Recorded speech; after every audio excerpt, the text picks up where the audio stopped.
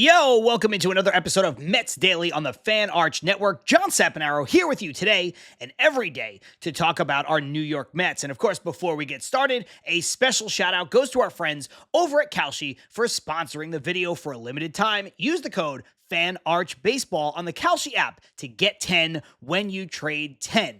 Ladies and gentlemen, it looks like the off day is in the rearview mirror.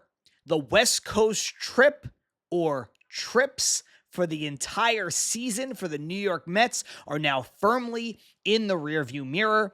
I saw a stat, I guess it's a stat, over the weekend that said the Mets will not play a game that starts later than 8 p.m. Eastern time for the remainder of the season. And I believe they only have 3 or 4 games that even start that late. And I know that is something that everybody back in New York, everybody back in the tri-state area is absolutely thrilled about. And like I told you, my first week hosting this show, as somebody who even lives on the West Coast, I am happy about it because it means I can watch the games earlier. It means I can digest the games earlier, which also means that I can provide this content here on Mets Daily earlier. A little bit more bright-eyed and bushy-tailed, but I know that pales in comparison to the folks back east who needed to stay up late to watch these games out on the West Coast. I know it's a chore. I know it's arduous. I know it's hard if you have work in the morning, if you have kids that you got to take to school, whatever the case may be. All of that is behind you, and all of that is behind the New York Mets. And Keith Hernandez brought it up on the broadcast over the weekend. Schedule makers in the MLB did not do the Mets any favors. I brought it up on the show last week. And again, do I think all the West Coast trips to start the season are why the Mets started off so poorly? I don't. But do I think it's a factor? I do. I think it's hard to ignore the fact that the Mets were not done any favors by the schedule makers that be. But all of that is over and done with. The road trip wrapped up. The homestand begins. And the gauntlet, the test that is June, the month of June for the New York Mets, which will loom large for the rest of the season, begins as they kick off a series with the St. Louis Cardinals that we'll talk about towards the end of the show. But first, I'm going to talk about some off-day musings. Because when you're not coming off of a game, you can dive deep into some of the stuff that maybe day in and day out, you don't get the chance to address. And first, we have to talk about Marcus Semien. Marcus Semien has been on a nice little tear over the last 2 weeks. Marcus Semien has been the source of controversy. Marcus Semien has been the source of ire from Mets fans, largely because he was traded for fan favorite Brandon Nimmo. And that has put the target firmly on the back of David Stearns, that he doesn't care, that he doesn't know what he's doing, that Nimmo is better, that Semien is washed. And for the first month or so of the season, if you felt that way, I bet you felt pretty right. And I bet you felt pretty vindicated. But like I said to you once before on this show, and like I have said often, I would rather be happy than be right. I said, I think Marcus Semien has something left to give. Do I think Marcus Semien is going to return to MVP form from a few years ago? I don't. Do I think Marcus Semien over the course of 162 can be around league average offensively and be better than league average defensively and provide value for this team in terms of leadership and being there every day and solidifying the defense up the middle? I do think Marcus Semien can provide that. And I think when we get to September, we're going to look back and we're going to see that Marcus Semien did provide that. Now, I do understand if he provides that in a season that is lost, if he provides that in a season where expectations were through the roof and the Mets don't make the playoffs, that no one's going to care, myself included. But like we talked about on yesterday's show, it's important to see some of these players, whether that was Carson Bench or Brett Beatty, or in this case, Marcus Semien, who were essentially automatic outs, start to be contributors to the offense. And all of a sudden, you get a couple of pieces heat up, and now the offense doesn't look as abysmal. The offense doesn't look as horrific. And I'm a big believer in giving folks their flowers, and Marcus Semien deserves his flowers. Over the past 2 weeks, Marcus Semien has a slash line of 279, 340, 651. He has hit 5 home runs. He has 7 RBI over that stretch with a weighted runs created plus of 175. Weighted runs created plus measures hitters on an average of 100. So 100 is league average. 175 means Marcus Semien has been 75% better than league average. Now, do I think he can keep up that torrid pace? I do not. That is MVP numbers. That is Juan Soto-esque. That is top of the league offensive production. I don't think he's going to stay there. But the fact that he can find it for 2 weeks, and maybe, who knows, 3 weeks if this stretch continues, and he can find it for chunks of time at a time, means that he can still provide something offensively to go along with the defense that he is going to continue to provide. Now, I understand defense has been a little down by the metrics. The defense has been a little down by the eye test, but I do maintain that he has helped solidify that up the middle defense in a way that the likes of Jeff McNeil never could. Now, if you're going to compare Marcus Semien to a young super athlete like Luis Angel Acuna, yeah, maybe you'd be better off with the super young, super fast player. But again, if you're talking about offensive output coupled with the defense, I mean, I'd rather roll the dice on the guy who put up 45 home runs not that long ago than the guy who is destined to be a bench piece in the major leagues at best. But I know a lot of the discourse about Marcus Semien can't be had unless you bring up the other person on the side of the trade, which was Brandon Nimmo. Brandon Nimmo was a career-long Met. Brandon Nimmo was a player that was easy to root for, but Brandon Nimmo was not some great, elite, top-tier baseball player. Brandon Nimmo was what he was. Brandon Nimmo got a contract as the best center field option, the second best outfielder behind Aaron Judge. It was a distant second on the market. He got paid like a guy who was an elite center fielder and then spent exactly one more season in center field before he needed to be moved to left field. Brandon Nimmo is a guy who is destined to be a DH. Brandon Nimmo is a guy who, for all of his positives, Brandon Nimmo is a guy who is destined to be an albatross of a contract as his body breaks down on both sides of the ball. And again, at the beginning of the season, if you were championing Nimmo and you were down on Stearns and you hated Marcus Semien, you couldn't help but pound your chest about it. We already went over Semien's numbers over the last 2 weeks. Let's talk about Brandon Nimmo's over that same span. Slash line, 156, 250, 494. 1 home run, 4 RBIs, and the weighted run created plus 44. That's 66% worse than league average. Now, I understand, small sample size. I get it. But if you were celebrating, if you were dancing on the career grave of Marcus Semien, if you couldn't wait to find a way, another way to hate on David Stearns a month ago, well, now you have to give credit where credit is due. You just have to. Those are the rules. If you celebrate the small victories, in heavy air quotes, you have to accept the small losses. And again, for me, if I was in that position, if I thought Marcus Semien was going to be trash, I would rather be happy that he's not than right. And that is the advice that I impart to you. Now, look, over the course of the season so far, yes, Nimmo still has superior numbers overall. Nimmo's still going to have a better batting average. Marcus Semien's April was so bad, and it always is. We talked about it a lot on the show over the last week or so. The April is always the worst month of Marcus Semien's career, whether he's a guy on the back nine or he is an MVP candidate. It's always been tough sledding for him coming out of the gate. And he's set himself up where he's got some catching up to do. On the season, the slash line for Semien, 226, 277, 362. You compare that to Brandon Nimmo, 249, 330, 398. So yeah, he's got some catching up to do. But you know where he doesn't have catching up?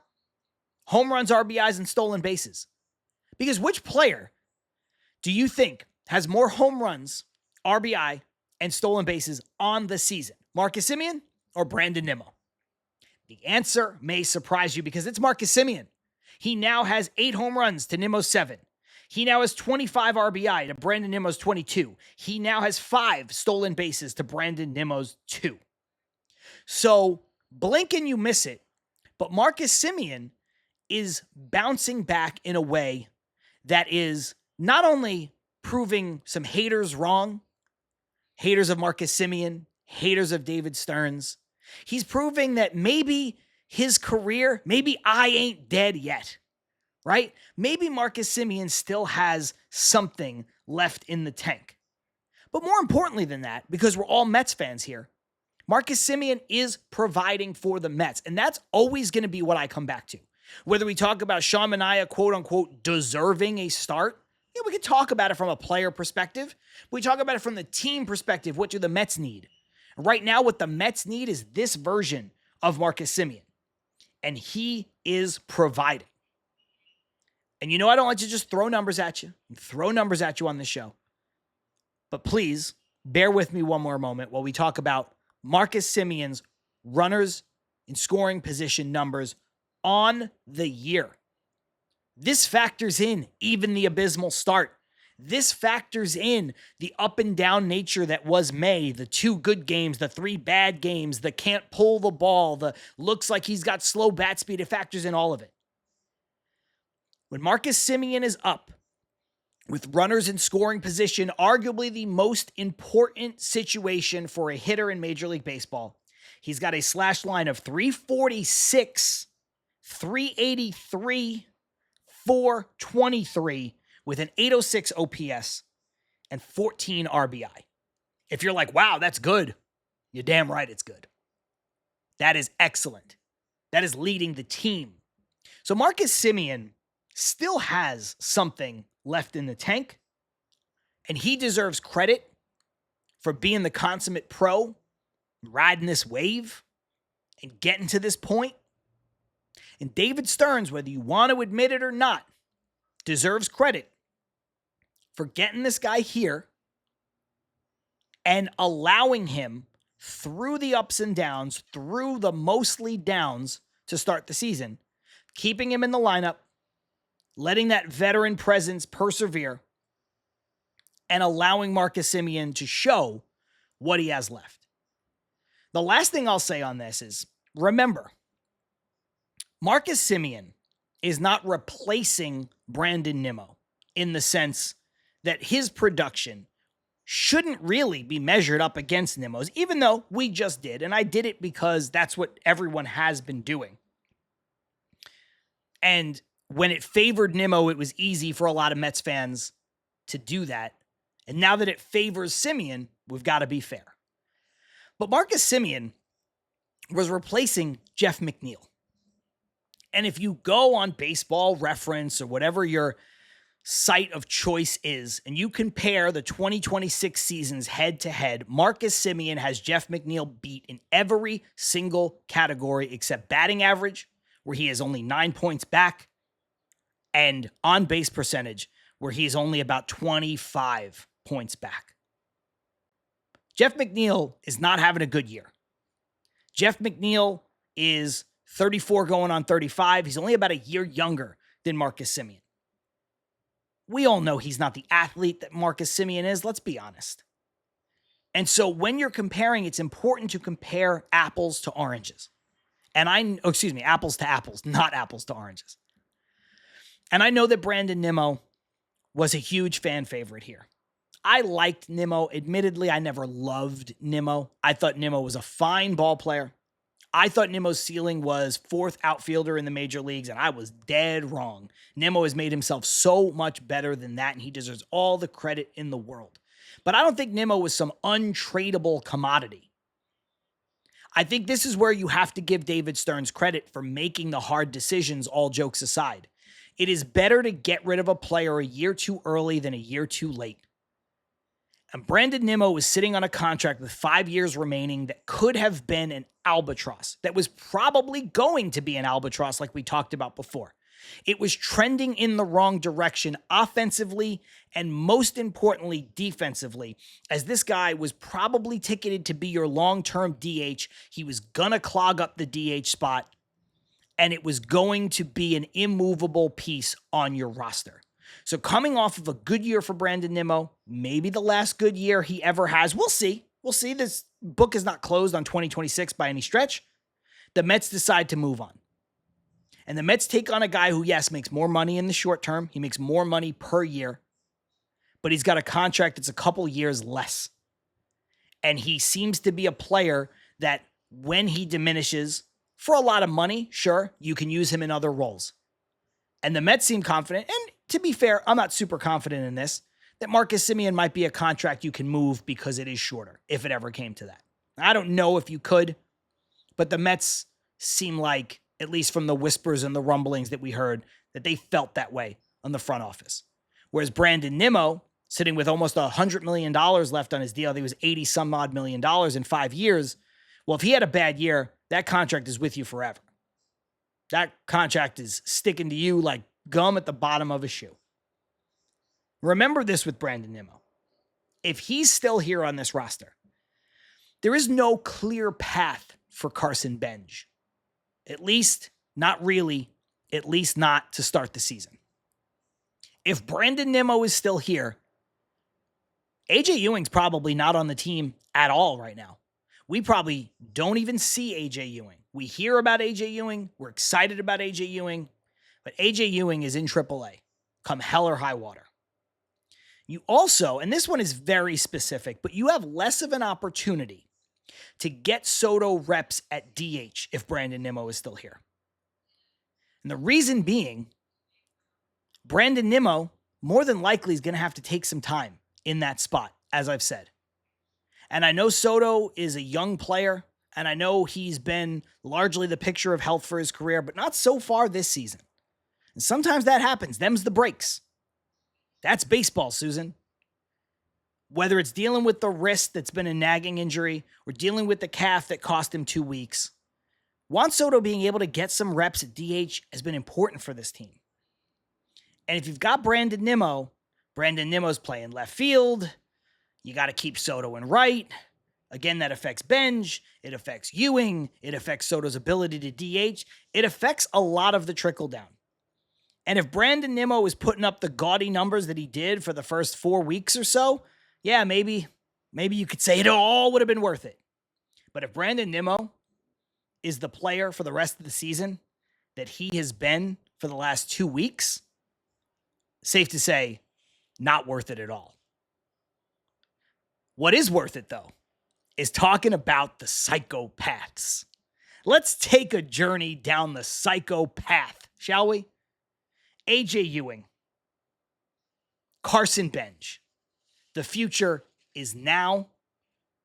The Mets have found themselves 2 guys who I think, and I know we don't want to get ahead of ourselves, but these are ball players. Everything that I've seen from these guys, I like. I've done independent segments on each of them in the short time that I've been hosting Mets Daily. Carson Benj yesterday off of the 5 for 5 game. AJ Ewing to close out the week, talking about the adjustments that he's been able to make since the league has adjusted to him.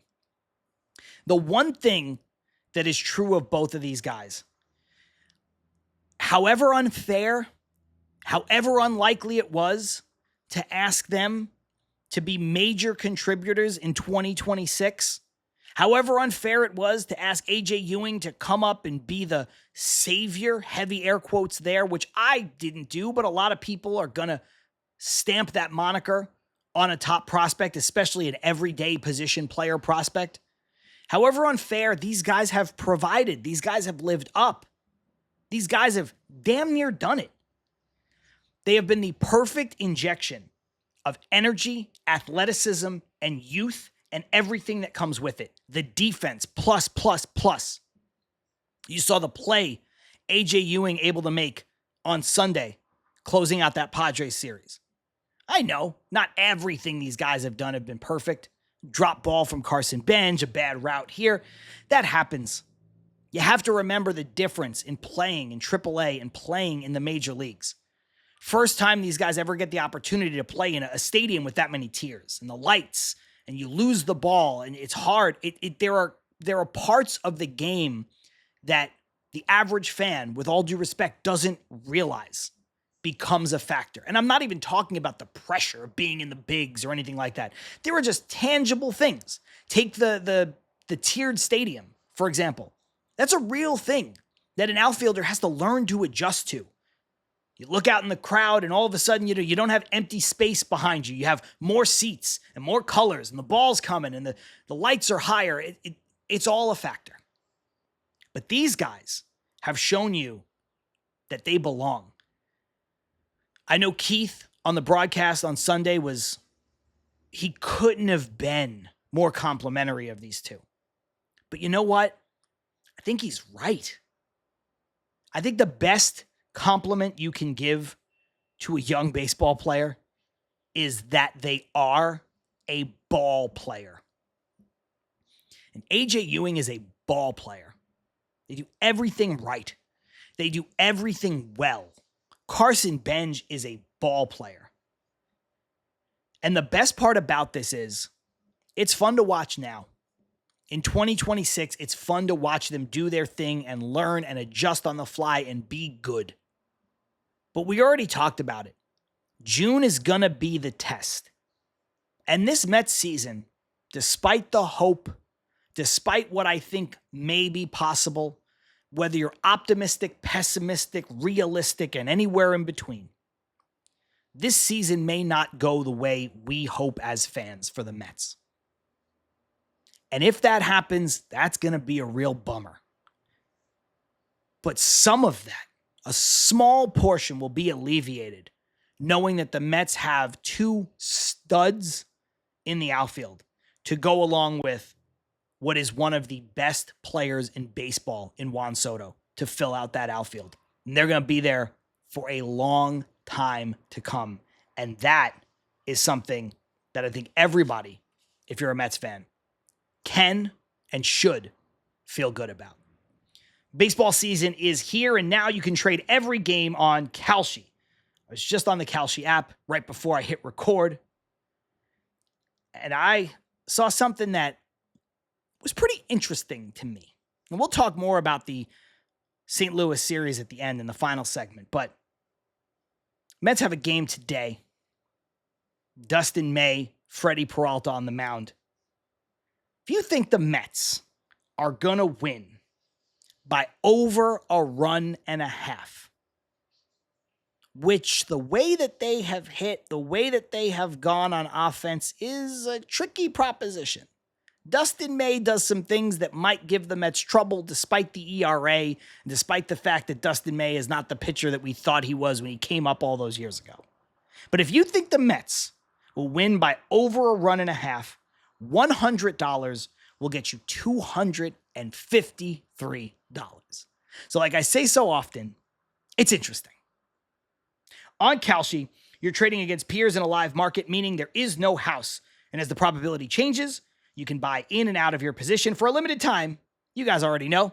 Download the Kalshi app and use the code FANARCHBASEBALL to get $10 when you trade 10. Kalshi, trade on anything. 18 and older. Restrictions and eligibility requirements apply. Event contract trading involves risk and may not be suitable for all investors. Prices, values, and available markets may differ from those mentioned. For more information, see kalshi.com/regulatory.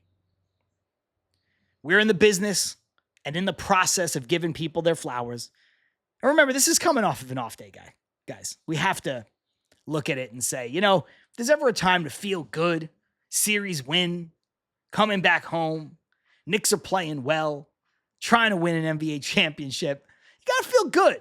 You got to feel good, and you got to give guys the credit that they deserve.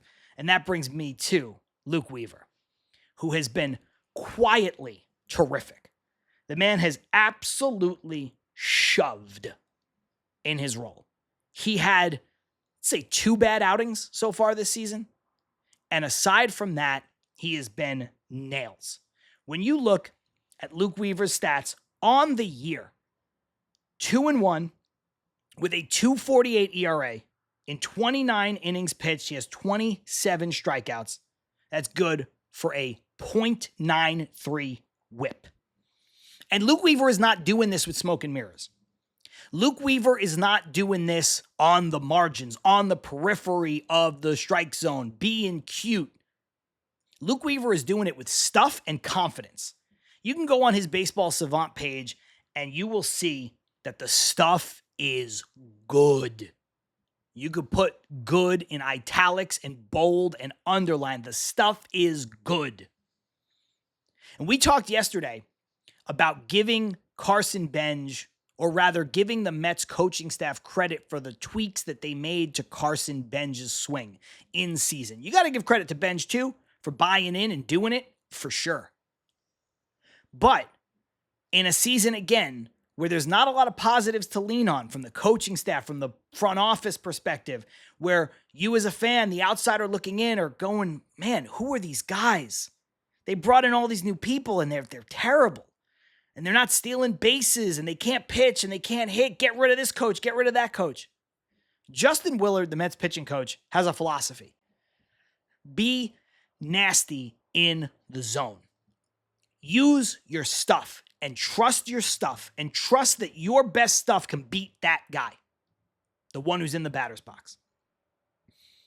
And if that's what he's preaching, Luke Weaver is buying in.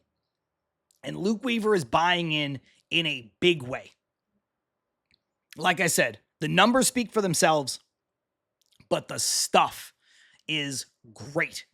Go on his Savant page and see how much red there is. And if you don't know how to read the stats on Savant, just know that red is really good. Red starts to put you in the upper percentile in Major League Baseball. You want more red than blue. Basically, simply, that's it. You don't have to be a huge fan of analytics. You don't have to know everything about it. Just look at a screenshot of it and know that red is good, blue is bad, and let me know where Luke Weaver sits. So if he's passing the analytical test and he is passing the traditional stats test with the 2.48 ERA and the 27 strikeouts in 29 innings and all of that, and he is passing the eye test because the eyes tell you that this guy's been good. There's no other way to look at it.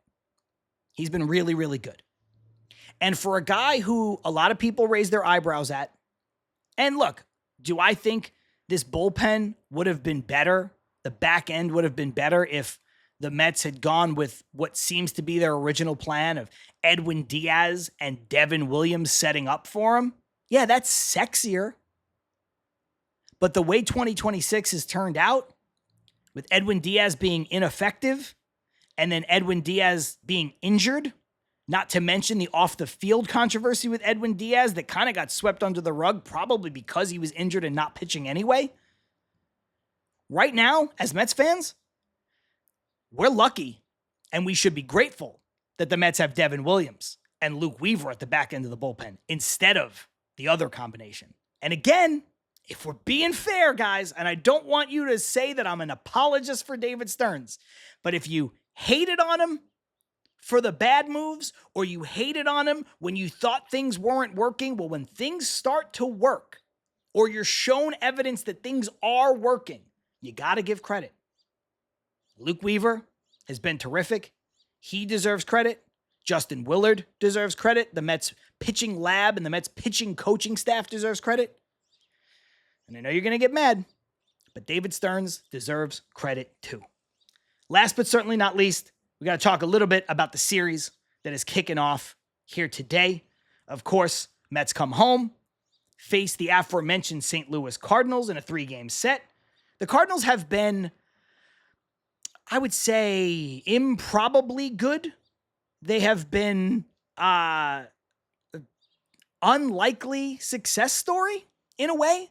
Sitting in second place in the NL Central. They're 5 games back of the Milwaukee Brewers. They've got a winning record, 35-28. Mets already played them in St. Louis earlier this season. It's kind of the beginning of the downfall that started that 12-game losing streak, at least, in a kind of spiritual sense. Mets got punched in the mouth a little bit, so the Mets looking to come back here, get a little slice of revenge the way they did against the Miami Marlins. And the way this series sets up, it's going to be a little challenging for the Mets. Point blank. But that's going to be the theme all June long. I said it earlier in the show. I said it yesterday. I said it on Friday when we were heading into this stretch of games. There are better teams on the schedule in June. And it sort of starts here with the St. Louis Cardinals.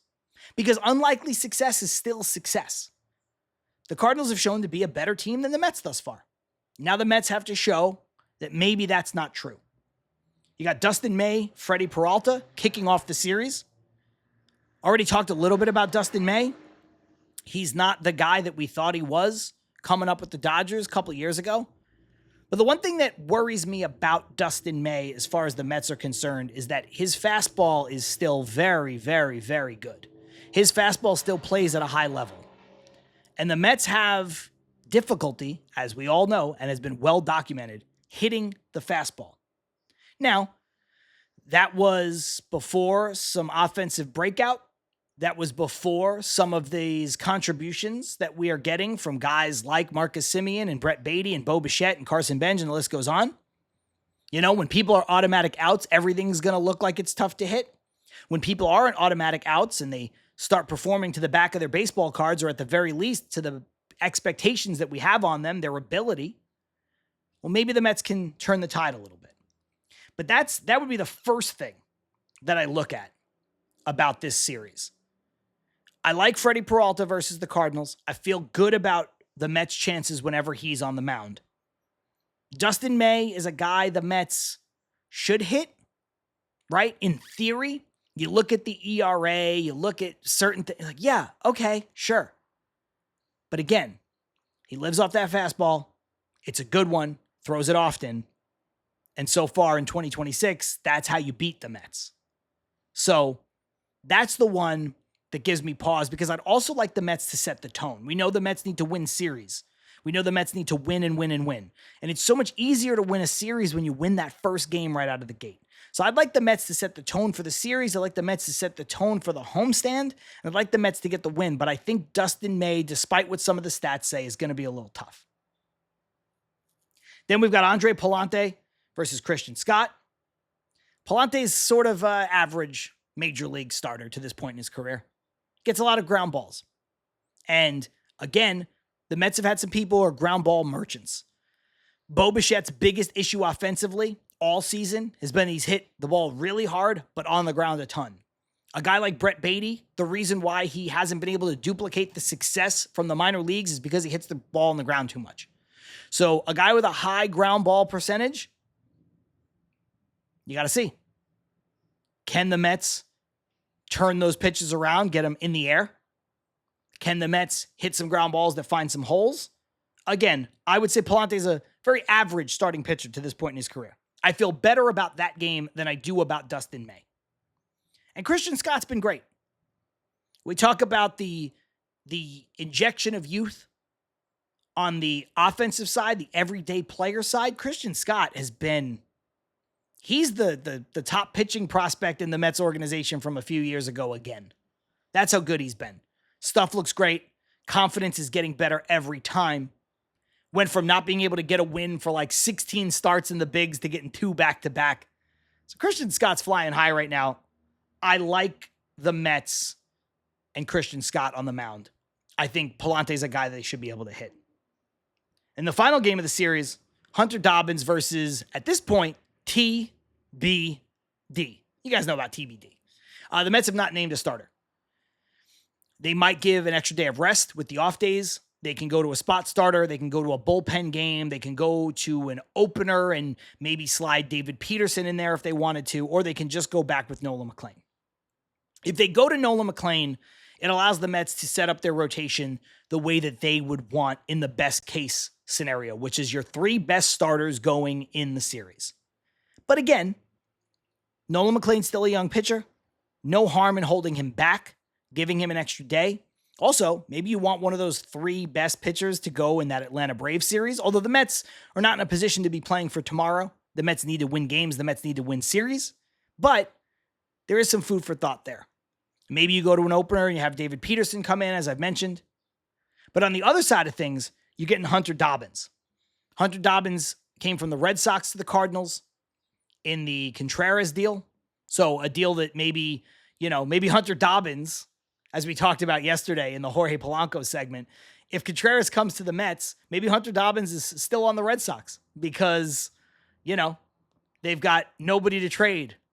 They don't need to go out and get Contreras, right? So maybe this series sets up a little differently. Maybe this pitching staff sets up a little differently.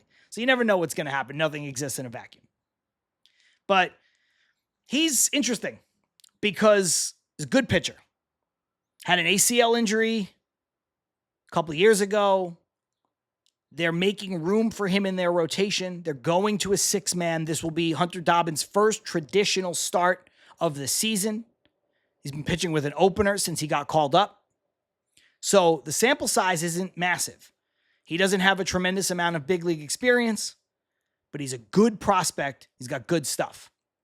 And again, good prospects with good stuff give the Mets trouble. So I would say here, you have to take your best shot if you're the Mets. I would like to see them go to Nolan McLean. If Nolan McLean feels like he can start this game, I think you have to fire your best shot to try to counter what is a pretty good shot from the Cardinals, especially if it's to win the series. If the Mets split the first 2 games, you got to put the hammer down. If the Mets could find a way to win the first 2 games, again, I don't think they're in a position to say that they're playing with house money at any point because of the amount of wins and the ground that they need to cover for. But maybe then I could see them going with Peterson in an opener because that's been a really good formula for them too. But I think if you need to win the series, you throw out Nolan McLean, you take your best shot, and then you go into the Braves series come what may. I don't know if that's what the Mets will do, but I think that's what I would do. I think you got to get wins, man. Again, you can't worry about playing for tomorrow. Tomorrow and tomorrow and tomorrow and tomorrow may never come. So this is an interesting series, and it's going to be the first start of the true test of whether or not the 2026 Mets are dead or the 2026 Mets have a real run in them.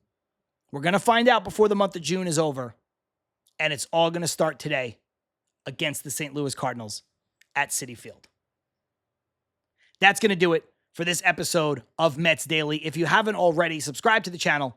We're sitting at just over 4,000 subscribers, and we would love for you to be a part of that next wave as we get closer and closer to 5,000. My name is John Saponaro. See you tomorrow on Mets Daily.